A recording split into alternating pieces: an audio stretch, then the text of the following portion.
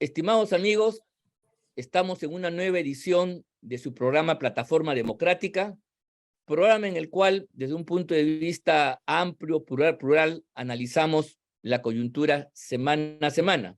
En esta oportunidad tenemos la grata presencia de Víctor Andrés García Belaúnde y de Juan Cheput, quienes vamos a comentar y dar algunas opiniones sobre el acontecer nacional en los últimos días. Recordemos a todos ustedes que este es un programa que se transmite por el canal VHTV de Cable Más y las redes sociales de la Coordinadora Republicana y el portal La Abeja. Muy bien, sin duda, toda la expectativa del país, hay otros temas, pero hay una gran expectativa, está cifrada en lo que va a acontecer la próxima semana, cuando el Congreso decida renovar a su mesa directiva. Esto es el tema sin duda importante. ¿Por qué? Porque ante la eventualidad, y esto es una cosa que puede suceder, que mañana por alguna razón el presidente deje de serlo y la vicepresidenta sea inhabilitada, toda vez que, como ustedes recuerdan, hay un proceso, hay una acusación constitucional en trámite, quien sea elegido presidenta o presidenta del Congreso asumiría interinamente la primera magistratura de la nación durante un periodo de tiempo de 4 meses para llevar adelante las elecciones. Una transición que evidentemente, vista las circunstancias que el país vive, sería dramática, importante y decisiva. Esa es lo que explica el por qué esta elección, que siempre es significativa, adquiere ahora un relieve extraordinario, un relieve fundamental. Bueno, sobre eso yo quisiera conocer las opiniones de ustedes. Empezamos por ti, Víctor Andrés. ¿Cuál es tu opinión al respecto? ¿Cómo ves tú la correlación de fuerzas? Hay algunas cosas que ya están corriendo. Parece ser de que Alianza para el Progreso, que es el grupo que de acuerdo a lo que se estableció en la elección pasada, le debía corresponder ahora poner al presidente del Congreso, habría designado ya a la congresista Lady Camones, por lo menos eso es lo que ha trascendido, y además de que Fuerza Popular estaría dispuesto a apoyar, a pesar que han surgido algunas voces contrarias a esta posibilidad. Por otro lado, la doctora Gladys Echaíz, que pertenecía a Alianza para el Progreso, renunció a este partido, a esta bancada, y hoy día está en Renovación Popular, ha reculado ahí, y dicen algunos que de repente ella también sería una candidata a la presidencia, reiterando lo que hizo Montoya el año pasado, cuando Renovación Popular se fue solito a esas justas electorales. Y por el otro lado, hay rumores también más imprecisos que dicen que bueno, el grupo de Cerrón lanzaría pues a la famosa Chabelita, y por ahí he escuchado ahora, no sé si ustedes tienen otra información, que el hermano de Acuña ahora se lanzaría con Juntos por el Perú.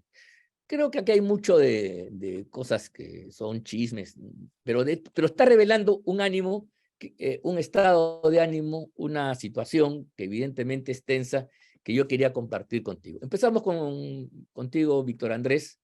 ¿Qué te opinas? ¿Cómo ves tú estas elecciones para la mesa directiva del Congreso? ¿Qué tal? Ángel, Juan, un placer saludarlos. Bueno, a ver, yo creo que esto se decide el 26, el 25 se cierran las candidaturas y el 26 es la elección. Son elecciones muy rápidas. Hay que recordar que el Parlamento peruano es un poco inspirado en el Parlamento de las Cortes de Cádiz, donde las presidencias se rotan con mucha facilidad y con un plazo máximo de 1 año. En las Cortes de Cádiz inclusive se rotaban cada 6 meses. Cada mes, ¿Ah? cada mes, Cada hasta mes, cada así mes. es.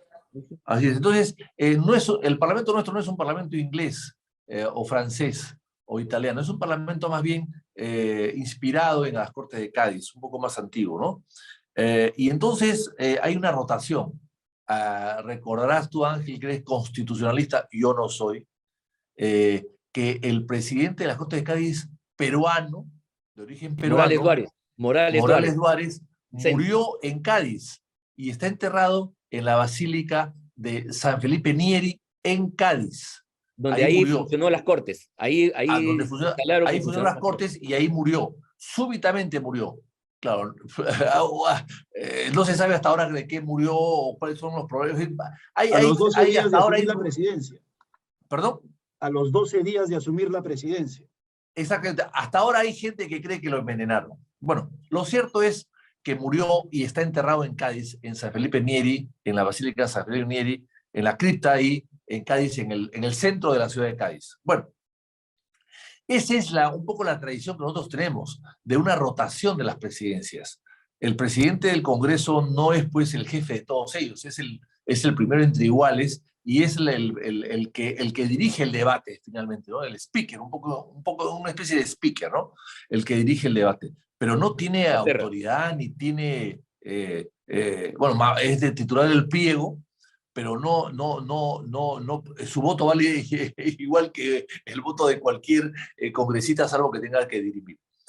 Entonces, pero sin embargo, en una situación como esta es muy importante el presidente del Congreso, sobre todo cuando se sabe que el Ejecutivo está tembleque, ¿no? Está acechado por las denuncias de corrupción y probablemente haya que reemplazarlo. Pero en todo caso, aquí hay varias salidas, ¿no? Primero, el Congreso tiene que ser consciente de que el que asuma la presidencia tiene que ser una persona capaz, impoluta, de trayectoria limpia en toda su carrera. En este caso, la de Chaiz me parece que reúne esas condiciones, que no tenga ambiciones o aspiraciones políticas para el futuro, y que pueda conducir el barco a mejor puerto a través de unas elecciones. Porque si se vaca a Castillo, sube la Boluarte. El problema de la Boluarte, hay dos temas en el caso de la Boluarte. Primero, que también está acusada y su acusación constitucional va por delante de la de Castillo, sino que además va más rápido, debería terminar antes. Pero además el problema de la Boluarte, aparte de los problemas que hemos dicho, es que ella no convoca elecciones. Ella se queda a completar el periodo presidencial. Así es. Esa disposición de que convoque elecciones de acuerdo a la Constitución de 1860 no existe en esta actual Constitución. Entonces, esta señora continuaría hasta el 2026 y sería muy lamentable para el país que, siendo ya presidenta, se le vaque como Castillo. O sea, dos vacancias crearían mucha inestabilidad en el país. Entonces, yo creo que la solución allí es esperar que la Boluarte se vaya, que el señor Castillo luego se vaya y que la presidenta del Congreso, el presidente del Congreso, convoque elecciones rápidamente. Ahora, yo creo que lo que debería hacer Castillo, porque estamos hablando de ya, estamos en el camino final, o sea, yo creo que acá hay un camino sin retorno hacia la destitución o el reemplazo presidencial. No veo otra salida, no veo cómo pueda salvar este escollo Castillo, que es un aluvión, ¿no? Que conforme va bajando, se va incrementando la bola, ¿no? Es un aluvión, es un huaico que se va incrementando la bola hasta que llegue a chocar. No veo que pueda revertirse eso, lo veo difícil que se pueda revertir. La fecha, no lo sé, pero evidentemente puede ser antes de diciembre o antes de julio del próximo año. De hecho, antes de julio de este año, imposible. Pero en todo caso, lo que creo es que lo que hay que ver acá es lo siguiente. Si Castillo fuese inteligente, creo que es vivo, pero no inteligente, él buscaría un acuerdo político para adelantar las elecciones desde el gobierno. Yo el 28 de julio próximo plantearía adelanto de elecciones. Un proyecto de ley para adelantar las elecciones y la modificación de la Constitución y quedarse un año o año y medio, es decir, una especie de Balaguer, ¿no? Una salida airosa, 2 años o un año y convocar y nos vamos todos. Yo creo que eso le daría tranquilidad al país y no le quitaría esta inestabilidad o esta incertidumbre que todos los días tienen los peruanos cuando se amanecen.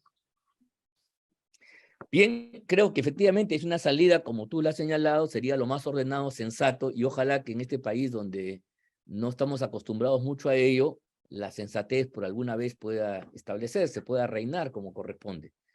Eso es, mientras tanto estamos en la tormenta.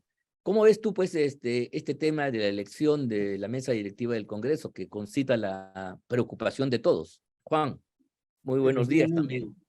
Muy buenos días a ambos. Un placer nuevamente estar con ustedes. Bueno, definitivamente la inscripción de la mesa, que tengo entendido va a ser el día de mañana, ya adquiere ribetes dramáticos, pues podríamos estar en presencia de una mesa, no que asuma la presidencia, pero sí por lo menos que enfrente un proceso turbulento. Yo la verdad pienso que por el nivel de compromiso con la justicia que tiene Pedro Castillo y sus ministros, no él solo, sus ministros, así como también una serie de funcionarios en el Estado, van a hacer lo imposible para permanecer en el poder. Lo imposible. Yo coincido con lo señalado por ustedes, que definitivamente esto es irreversible, pero esa descomposición en un gobierno que tiene características como las que tiene el gobierno de Pedro Castillo, de organización criminal, y no es palabra mía, no es definición mía, sino de una fiscal, La pues fiscalía obviamente dice, la fiscalía señala eso, claro, pues claro. obviamente estamos en presencia de un grupo que va a defenderse con todas las que tiene a su alcance. ¿Qué es lo que pasó con Fujimori hasta que llegó la situación de los Vladivideos que no pudo evitar? Fujimori y sobre todo Montesinos tenían miedo a levantar la alfombra. Eso es lo que motivó que Vizcarra disolviera el Congreso, ser investigado y que se descubriera toda la corrupción en torno a la pandemia, las vacunas, ¿no? Desaparecieron la segunda lista y obviamente si él salía, impulsado por el Congreso, el Congreso disuelto, que ya lo está investigando por los casos de corrupción en Moquegua, y luego el Congreso que terminó vacándolo ya por los casos de la vacuna, él hasta el final hacía lo imposible para evitar ser investigado. Entonces, lo mismo va a suceder con Pedro Castillo. Ahora, ¿qué es lo que veo yo? Que no tiene consumada la posibilidad de ganar las elecciones Lady Camones.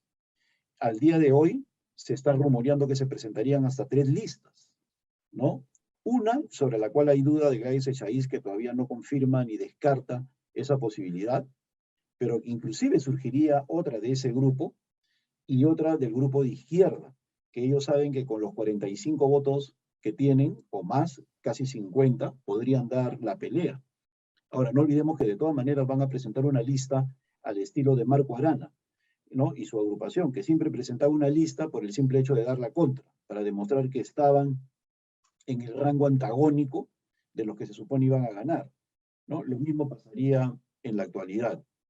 Y lo que sí también temo es que la persona que gane, sea cual sea de las 3 listas, no esté a la altura de las circunstancias, sea un nuevo Pedro Lechea, una persona con características positivas desde el punto de vista de lo caballeroso y exitoso en el mundo empresarial, pero sin experiencia política. En este programa está presente el que fue mi candidato para la elección en el año 2019, lo dije públicamente, y yo no tengo ningún resquemor en señalarlo, y lo pondré algún día cuando escriba sobre el tema, porque pienso escribir sobre esos días, cómo tosudamente se negó el fujimorismo a colocar a alguien como Víctor Andrés, que estoy seguro no hubiera generado las condiciones para que Vizcarra cierre el Congreso. En estas circunstancias, la experiencia política es gravitante, Cierto. gravitante, y se está colocando a una mesa novata. Un parlamento novato elige a los más novatos. No olvidemos la elección del 2000. Se eligió una persona con experiencia en el Ejecutivo y parlamentaria como Valentín Paniagua. Y se censuró a Marta Hildebrand para que asumiera Valentín, ¿no? O sea, había un ejercicio de realismo. Eso permitió conducir la transición. Hoy, yo no me imagino cómo reaccionará cualquiera de los que ganen, cualquiera, ante la eventualidad de un Pedro Castillo agresivo la tarde del 28 de julio. La verdad es que no me imagino. Entonces, creo yo que las circunstancias para el Perú son muy difíciles y una vez más, como ha sucedido varias veces en nuestra historia, lo que haga la gente que está fuera del Congreso va a ser gravitante en términos de activismo y de formación de opinión y obviamente presión política. Mira tú, lo que dices es fundamental, ¿ah? Yo comparto esa aprensión, esa preocupación, sin duda. Lo peor que nos puede pasar no es tender a una persona, digamos, ya fogueada, y por ser fogueada tiene pues vicios, tiene problemas, nadie es perfecto, ese es otro gran problema. Aquí hay cierta prensa ridícula, equivocada, que quiere generar estereotipos idealistas de los personajes políticos, y eso no existe. Simplemente es un pretexto para impedir que la realidad se imponga con las ventajas que implica siempre apostar por la realidad. Entonces, claro, para que no tenga ningún problema y esté en blanco, mientras más neófito eres, mejor. Y eso en una situación tumultuosa como la que se viene, puede ser fatal. Yo estoy convencido que Lady Camones evidentemente tiene mucho menos experiencia que Mari Carmen Alba, y eso que muchos consideran que a Mari Carmen le ha quedado grande la cosa. Pero Lady Camones creo que está a una distancia sideral de la experiencia política que tenía Mari Carmen, que era una persona que todos conocemos, que tenía trayectoria, tenía conocimiento, y aún así, la tormenta pues la ha fragelado, es evidente, como a cualquiera, al más pintado, la situación política. Entonces, efectivamente, ahí tenemos un problema. Bueno, pero vamos a ver qué pasa pues en torno a este asunto. Me parece muy importante estar viendo el correr de los días hasta el día de la elección, porque puede haber efectivamente una decisión trascendental. El otro tema que ha ocupado la semana es la renuncia del ministro. Yo creo que no tanto por la renuncia en sí, porque yo no sé si ustedes están de acuerdo, el tema de por qué un ministro asume y se va puede ser objeto de análisis, pero es secundario. Finalmente eso es un tema del Poder Ejecutivo. El presidente de la República invita, tú aceptas, e igualmente te pueden deponer, te pueden destituir, te pueden despedir, como ha sucedido. Allá el que no cree eso, allá el que cree que la regla no es esa, ese es su problema. El problema es lo que él ha dicho. Él ha salido a decir de que ahora está convencido de que el señor Castillo pues es un mafioso, jefe de banda, como dice la fiscalía, y que él ha salido porque era incómodo para eso.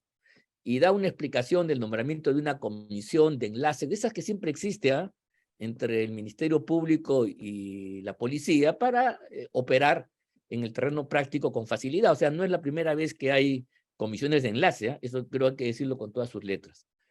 Entonces, el hecho cuando nosotros opinamos y decimos, por ejemplo, de que Castillo es un mafioso, son opiniones de personas que lo hacemos en ejercicio de nuestro derecho constitucional a la libre expresión, ¿no? Y lo decimos al público porque así se va formando la opinión pública. Pero cuando una autoridad dice eso, no lo hace como un opinólogo, no lo hace como una persona que expresa una creencia, un punto de vista, sino está haciendo una denuncia. Entonces, el señor Mariano González va a tener que acreditar las cosas que está diciendo. Por un lado, la Fiscalía ya le ha abierto a Castillo una investigación preliminar más por obstrucción a la justicia. Pero cuando yo lo escuché a González, eso que yo tengo una simpatía, yo no soy amigo de él, pero cuando lo escuché, la verdad, más allá de las cosas generales, ¿no? De una persona que quiere justificar, ¿no? Un paso en una situación muy difícil y que además muchos amigos le dijimos que era medio suicida meterse con este gobierno, él quiere justificar la cosa, digamos, no ha aportado ningún elemento probatorio decisivo de que se haya obstruido la justicia. Entonces, yo quería reparar esto con ustedes porque tampoco vamos nosotros a creer ahora que Samir Villaverde es una suerte de líder de la oposición democrática y nuestro amigo González se convierte en un paladín pues, de las causas democráticas, ¿no? No es así, eso lo tenemos claro. Y otra vez la prensa o un sector de la prensa tiende pues a endulcorar, claro, como dice lo que tú quieres escuchar, lo ensalzas y pierdes el contexto. Sobre eso me gustaría conocer las opiniones de ustedes dos. Empezamos por ti, Víctor Andrés. ¿Qué opinas tú de esta renuncia, pero sobre todo de las declaraciones que ha hecho González 15 días después? Porque al comienzo tenía otras expectativas, en 15 días ha descubierto lo que tú y yo, desde el primer día, teníamos claro quién estaba al frente del gobierno. Esa es una pequeña diferencia.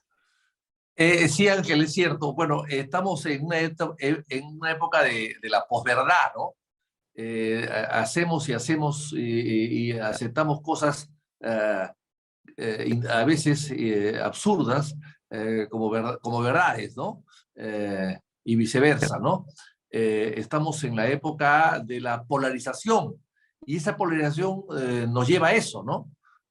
Hacemos héroes de los que no son, y hemos hecho héroes a Inti y a Raya, que es una pena que hayan muerto, por supuesto, pero que todos sabemos que tenían antecedentes penales, o sea, probablemente estaban ahí en la marcha pensando no en sacar a Merino ni que vuelva a Vizcarra, sino pensando en hacer algún tipo de, de, de, de, de, de negocio, qué sé yo, o buscar una cartera que, Otra ¿no? cosa, otra cosa. O un celular, ¿no? Porque siempre en estas marchas hay gente que se infiltra y que te roba. A mí me han robado varios celulares en algunas marchas en el pasado. O sea, siempre hay gente que se aprovecha del tumulto para meter la mano a tu bolsillo, ¿no? Inclusive en el entierro de Belaúnde, hace muchos años, una persona que estaba con un hijo, con un niño chiquito en sus hombros, me metió la mano y quiso llevarse mi celular. Me di cuenta y le metí, en fin, estate quieto, ¿no? O sea, eso sucede lamentablemente, ¿no? Entonces, claro, es una pena la muerte de estos dos chicos, por supuesto que sí, hay que lamentarlo, pero de ahí a ser los héroes de la democracia me parece que es una exageración. Y claro, lo que bien dices tú, nosotros nos hemos dado cuenta de lo que es Castillo y su organización criminal, que yo creo que está mal dicho, es una desorganización criminal. Pero criminal Pero sí. es una Organización no, pero desorganización, no es una criminal organización sí. criminal, es una desorganización criminal, porque nadie sabe De por dónde acuerdo. dispara, nadie sabe por dónde dispara. Entonces, lo sabíamos antes y este señor, sabiendo eso, se ha aceptado ser ministro. Si a ti, a mí o a Juan No, nos plantea ser ministro del interior, sobre todo, que del maneja la interior. información, que maneja la policía, a los coyotes, que maneja, en fin, a los A los prefectos, soplones, los prefectos. a toda la infraestructura inmensa que ese sector, ¿no? Que te reglan, que te persiguen, que te notifican, en fin, lo que es pues la seguridad del Estado, ¿no? Bueno, si a mí me ponen ahí, yo con Castillo, yo decir, ni preso acepto ser ministro, ni preso. Bueno, en fin. Pero entonces, eso llama la atención, sí, y eso me hace recordar, por ejemplo, claro, hay ministros que critican a sus jefes, ¿no? Yo recuerdo que Paniagua nombró ministra a Susana Villarán, y años después, en Sí. 2004, 2005, Susana hizo una entrevista en una revista de la Universidad Católica y criticó a Paniagua. Bueno, Paniagua se molestó tremendamente. No era una crítica muy grave, por supuesto, pero solamente el hecho de haberlo criticado a Paniagua le molestó Deslealtad, muchísimo, desleal. la consideró una deslealtad, una traidora, Sí. ¿no? Que él, que la Sí. había nombrado, dijo, yo que la he sacado del casi del anonimato, la he hecho ministra de Estado. Pasan los años y mira cómo me agradece. Bueno, Aquí han eso pasado puede días. pasar. ¿Ah? Aquí han pasado días. Sí, acá Aquí ya han no, pasado a días. horas, Ahora. horas, no días, horas, y 2 o 3 horas, no ha sido más. Sí, Y pues. ha sido contundente la denuncia y que le va a hacer mucho daño al gobierno, pero no beneficia pues a González. Y otra anécdota, por ejemplo, cuando Velasco dio el golpe de Estado, eh, Seoane se presentó a Palacio de Gobierno a ofrecer sus servicios, que había sido ministro y embajador de Belaúnde y vicepresidente de El Belaúnde. presidente Belaúnde fue. Así es, se le ofreció, fue a Palacio a saludar a Velasco y se le ofreció, en fin, le ofreció todos sus servicios y Velasco dijo lo siguiente, si traicionó a Belaúnde, me traiciona a mí también. Y no le dio nada. Eso Creo decían que los romanos. Los así romanos es, tenían ese dicho. así es. Si traicionó a uno, me traiciona a mí también. Y creo que al final le dieron la presidencia al Banco Agrario, pero una cosa menor, ¿no? Entonces, y a Loret de Mola ni quiso recibirlo, porque había traicionado a Belaúnde con el cuento de la famosa página 11. Entonces, hay historias sobre esto, y también te cuento una historia de Castilla, ¿no? Castilla quería buscar a dos personas para su despacho presidencial, un militar y un civil. Y entonces consultó con Bartolomé Herrera, que era un sabio en esa época, considerado un sabio, y le dijo, oiga, don Bartolomé, recomiéndeme usted a una persona que maneje mis asuntos en Palacio, ¿no? La parte política, la parte diplomática. Entonces Castilla le dijo, bueno, yo tengo una persona muy allegada a mí, un discípulo, pero no se lo voy a recomendar. ¿Por qué, presidente? Porque no es castillista. Entonces Ramón Castilla le dijo, ¿así? ¿Pero es talentoso? Sí. ¿Y no es castillista? No me importa. Mándelo usted. Envíemelo, por favor. El hecho de no ser castillista es lo menos importante para mí. Lo que yo quiero es que sea capaz. Y le mandó efectivamente a Manuel Irigoyen, que años después fue canciller y un hombre, un diplomático muy reconocido. Entonces, hay anécdotas que se pueden contar muchísimas de esta naturaleza, pero el hecho de que tu ministro del Interior, que sabe que es el tuco rico, que sabe todo, que escucha todo, que escucha a los soplones, a la inteligencia, ahora se llama inteligencia, ¿no? A los que investigan, a los que arreglan, a los que saben todo, saben cuándo vas al baño, cuándo regresas del baño, qué cosas has hecho, es decir, conocen la vida y milagros del quehacer político. Bueno, ese ministro sale y a las 2 horas empieza a denunciar al presidente, me parece gravísimo. No es para levantarlo, no es para aplaudirlo, no es para congratularlo, pero sí es un hecho muy grave y algún motivo tendrá. No creo que siendo él, González Aboado, se arriesgue a hacer este tipo de denuncias si no tiene indicios razonables. No sé si pruebas, pero indicios más que razonables. Y esto puede ser, evidentemente, también va a contribuir mucho a la próxima caída del régimen, evidentemente, ¿no? Porque no estamos hablando de un ministro cualquiera, de desarrollo agrario, no, estamos hablando de un ministro de Interior, que es el que maneja la información a los confites, el que sabe todo lo que pasa en Palacio. ¿Qué pijama usa el presidente para dormir? Eso lo sabe el ministro de Interior. Y tan es así que el ministro de Interior es el único ministro que tiene cama en el despacho. No sale, y ya lo he dicho, que solamente fue un día o 2 días a su casa a dormir en 15 días. O sea, él dormía en el dormitorio asignado al ministro, al lado del despacho del ministro, en el Ministerio del Interior. O sea, es un hombre que sabe de todo.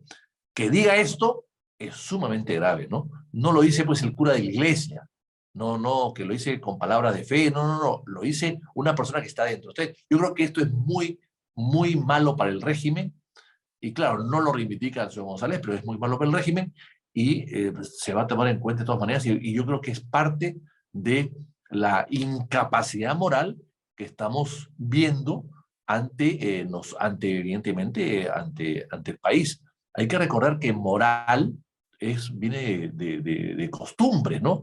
Las costumbres o la conducta moral de una persona, ¿no? Lo que aquí es inaceptable, quizás en otro país lo pueda hacer, pero en general en Occidente tenemos unas costumbres más o menos parecidas. Claro, si estuviésemos en un país árabe, bueno, el presidente podría tener 5 mujeres.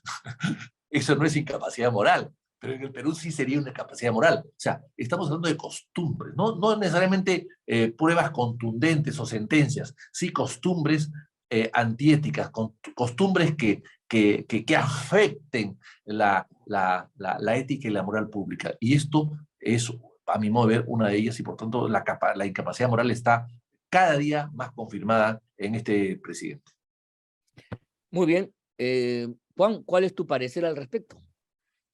Bueno, yo creo que parafraseando a Pierola, hemos pasado de un país de desconcertadas gentes a un país de pequeñas gentes, ¿no? Mira, lo que sucede con el señor Mariano González es lo mismo que pasó con Avelino Guillén. Avelino Guillén a las 24 horas empezó a pasearse por todos los medios de comunicación tirándole dedo al presidente y a otras personas. Dimitri Senmache, una persona que criticaba en redes sociales y en diversos medios a Aníbal Torres indicando que no puede ser primer ministro, aquella persona que alaba a Adolfo Hitler, terminó juramentando ante Castillo y subordinándose a Aníbal Torres. Mirta Vázquez, que igualmente, al mejor estilo de su mentora Susana Villarán, igualmente desfiló por todas partes señalando de que el gobierno era un adefesio. Yo creo que el señor Mariano González, que conocemos, ¿no? Que conocemos desde hace tiempo, es, como él ha dicho, un caballo de Troya, pero un caballo de Troya de los caviares, ¿no? Se le está utilizando en estos momentos para acelerar el proceso de caída de Pedro Castillo, que yo estoy sin ninguna duda tiene que irse, pero a la brevedad posible, ¿para qué? Para salvar a Dina Boluarte. Así Y es. para que Dina Boluarte asuma, y eso lo hemos hablado acá hace tiempo, se tienen que ir, pero ambos, así de simple. Ahora está reaccionando el comercio, todos ellos, pero eso lo hemos hablado acá hace meses, ¿no? Que la estrategia desde hace tiempo es desprenderse de Pedro Castillo para que asuma Dina Boluarte y olvídense de que hay elecciones. Dina Boluarte pone en primer gabinete y ya me imagino los editoriales y a los columnistas indicando hay que darle una nueva oportunidad al gobierno, etcétera, etcétera. Están demostrando que pueden, para qué otra crisis, para qué gasto, y se quedaron, pero con los caviares, ¿no? Por eso es que ahorita están desesperados, saliendo mañana, tarde y noche, renuncie, vayas, etcétera, etcétera, para que suba Dina Boluarte. Pero allí también tiene responsabilidad el Congreso de la República, que está dilatando la destitución de Dina Boluarte. El Congreso de la República, a través de la Subcomisión de Acusaciones Constitucionales, a pesar que hace 3 semanas la Comisión Permanente les dijo, se aprueba el informe de calificación, nombre usted al congresista delegado, recién ayer lo han nombrado. ¿Y a quién nombran? A Edgar Raimundo, un ex humanista, una persona de Perú Libre, que es lo contrario que se hace en la Subcomisión de Acusaciones Constitucionales. No puede investigar a alguien de ese gobierno, alguien de su propio gobierno, ¿no? O sea, es inconcebible, simplemente es inconcebible, ¿no? Es que como que a alguien en mi época de Peruanos por el Cambio lo investiga alguien de Peruanos por el Cambio. Ya, Eso no se estila en la Subcomisión de Acusaciones Constitucionales, está salvo bien. de que sea un acto de dignidad, de que quieran involucrar a alguien. Solamente en ese sentido nosotros podríamos estar hablando de, de un proceso limpio en la Subcomisión de Acusaciones Constitucionales. Y en este momento, creo yo que hay ese proceso de buscar que Dina Boluarte asuma. De allí el protagonismo que ha adquirido Mariano González, al cual están utilizando o se está prestando voluntariamente para buscar esa aceleración en la caída de este señor, porque mira, volviendo al tema de Dina Boluarte, que es necesario saberlo, durante el próximo mes, durante el mes de agosto, la discusión es sobre el tema de comisiones y de la propia conformación de la Subcomisión de Acusaciones Constitucionales. Por lo tanto, ahí no rige el plazo del congresista delegado. Por otro lado, empieza septiembre y hay que esperar que convoque la subcomisión y ahí tiene 15 días. Y el señor Raimundo de repente dice, necesito 15 días más por lo complejo del caso. Se van hasta octubre. La crisis en paralelo se agudiza de acá a octubre, sale Castillo, asume la Boluarte, ¿no? Por eso creo yo que el gran tema es no distraernos en este señor Mariano González y exigir Está bien. al Congreso que haga un gran acuerdo político para elegir la mesa directiva y empezar el proceso de destitución o vacancia de Castillo y Boluarte. Eso es, creo, la gran agenda de los próximos días. Pues de lo contrario, la presión ciudadana va a arrasar a estos señores. Bien, efectivamente, eso es, pues claro, no hay duda que aquí hay un gambito, ¿no? En el juego de ajedrez, un cambio de piezas para que las cosas se mantengan como están o de repente peor. Porque efectivamente aislar a Castillo como un pararrayos que absorbe toda la maldad general, eso es desfigurar la realidad. Aquí hay una organización o una desorganización corrupta que invade y que compromete también a la señora Boluarte, sin duda alguna, y por eso haríamos un flaquísimo favor si es que solamente nos deshacemos de Castillo y ponemos a Boluarte. Creo que le daríamos a esta gente que ya le hemos calificado política y éticamente una nueva oportunidad para que con frescura pudiera emprender nuevamente su marcha de atacar al país en sus instituciones fundamentales. Entonces, yo espero también que el Congreso de la República, teniendo además un caso mucho más sencillo, porque recordemos que la acusación o la denuncia contra Boluarte nace de la Contraloría, que es un órgano constitucional independiente justamente para verificar las inconductas en el campo administrativo y de gobierno, y ha sido la Contraloría la que ha hallado esta incompatibilidad entre el mandato ministerial y otras actividades privadas que la señora tenía. Lo ha dicho la Contraloría, y hasta la fecha yo no he escuchado a nadie cuestionar a la institución, a la Contraloría como tal. Entonces, eso, de acuerdo a las reglas de la Contraloría, es prueba plena. Entonces, la parte de la investigación, Juan y Vitocho, es mucho más sencilla. No es como otras acusaciones que tú tienes que armar un razonamiento más sofisticado. Aquí ya la investigación la ha hecho el órgano especializado, la Contraloría. Y lo que tiene que evaluar el Congreso fundamentalmente es, bueno, la gravedad del asunto la y pertinencia la sanción constitucional. correspondiente, ¿no? La Y la sanción pertinencia correspondiente. constitucional. Entonces, es mucho más rápido y no hay ninguna razón, en este caso, ni del punto de vista técnico, para que esto se demore más de la cuenta. Esperemos que, no sé, pues ojalá que el Congreso entienda esta situación. Esto tiene que ver con las movidas para la mesa directiva, por cierto, y vamos a ver qué pasa. Pues bueno, ya hemos llegado al final de este programa. La próxima semana es una semana que ya nos acerca a Fiestas Patrias. Vamos a tener una nueva mesa directiva del Congreso con su presidenta o presidenta, y vamos a tener también el famoso mensaje de un señor que un año no sé qué rendición de cuentas le podrá hacer al país. En todo caso, nos veremos ya la próxima semana, veremos la fecha correspondiente para el análisis del caso, y queremos despedirnos agradeciéndoles a todos ustedes, amigos, que nos siguen, nos ven y nos escuchan por ese compromiso, y que nos insta a nosotros a cada día a mejorar para poder estar a la altura de esa responsabilidad. Nuevamente, pues, nos despedimos y les agradecemos, y nos veremos la próxima semana. Muchas gracias. Muchas gracias, nos vemos. Muchas gracias.